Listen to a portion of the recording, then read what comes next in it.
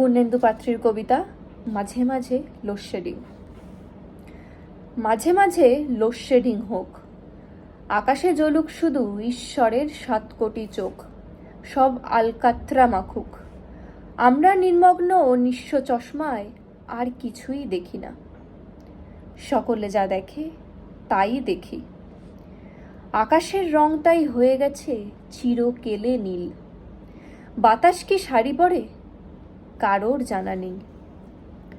মাঝে মাঝে লোডশেডিং হোক, সাদা মোমবাতি জেলে তোমাকে সম্পূর্ণ করে দেখি।